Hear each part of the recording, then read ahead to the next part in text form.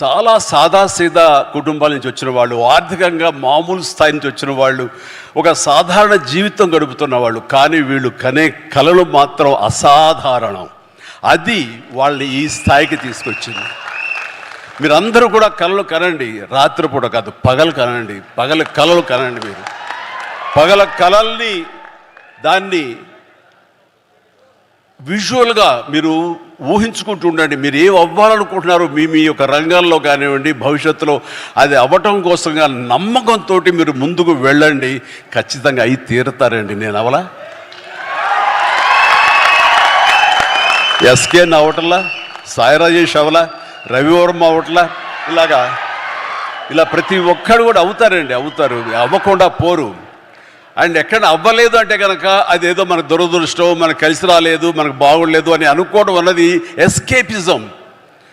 మనం ఖచ్చితంగా మనకు ఉన్నటువంటి కంఫర్టబుల్ జోన్ అంటాం. నేను సోంబేరి అనే మాట మాట్లాడను, కానీ ఆ కంఫర్టబుల్ జోన్ వదిలేయాలి. మనం కష్టానికి ఎదురొడ్డాలి, ముందుకు వెళ్ళాలి, ఎదురెదాలి. అవకాశాలు దానంతరం వస్తాయి. అవకాశాల కోసం వచ్చి రాగానే దాన్ని ఎంబ్రేస్ చేసుకోవాలి. కష్టాలు ఉంటాయి, నష్టాలు ఉంటాయి, అవమానాలు ఉంటాయి. ఇవన్నిటినీ అధిగమించేలాగా మనం ముందుకు సాగిపోతూ ఉండాలి. ఏవైతే ప్రతికూల పరిస్థితులు ఉంటాయో వాటిని మన స్టెప్పింగ్ స్టోన్స్గా పెట్టుకోవాలని ఈరోజు నేను చెప్పే కొత్త మాట కాదు, ఇది ఎప్పటి నుంచో చెప్తున్నారు.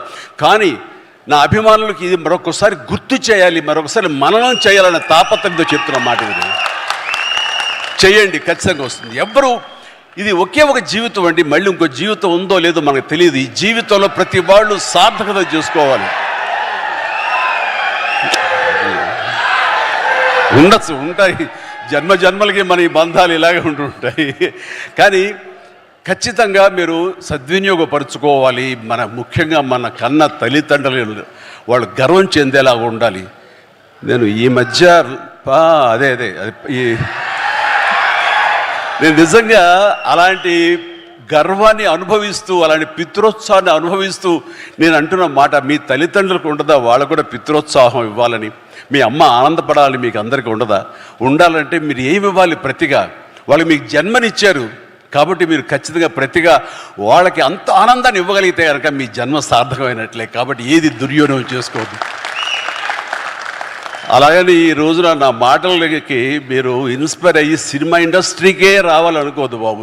మీరు యొక్క వేరు ప్రొఫెషనల్స్కి మీరు వెళ్ళాలని, అక్కడ రాణించాలని మనస్ఫూర్తిగా నేను మీ అందరినీ కోరుకుంటున్నాను. కాబట్టి జీవితం సద్వినియోగపరచుకోండి. దీనికి ఏమి కొంతమందికే రాసి ఉంటుంది, మనం అవ్వలేము అనుకోకర్లా. ఎందుకంటే నేను రామారావు గారు, మహానటులు రామారావు గారు, నాగేశ్వరరావు గారు, కృష్ణ గారు, శోభన్ బాబు గారు అండ్ కృష్ణరాజు గారు, ఇక తర్వాత స్థాయిలో మురళీమోహన్ గారు, చంద్రమోహన్ గారు, ఇంతమంది ఉద్దండులు, ఇంతమంది స్టార్ స్టడెడ్ ఫిల్మ్ ఇండస్ట్రీలో నేను ఏ ధైర్యంతో వచ్చానో నాకు తెలియదు. కానీ రాణిస్తాను, ఇక్కడ మెప్పిస్తాను, ఒప్పిస్తాను, నాకంటూ ఒక స్థానం ఏర్పరచుకుంటాను, నాకంటూ ఒక పేజీ లిఖించుకుంటాను అని అనుకున్నాను. ఇక్కడ ఆ నమ్మకంతో వచ్చాను.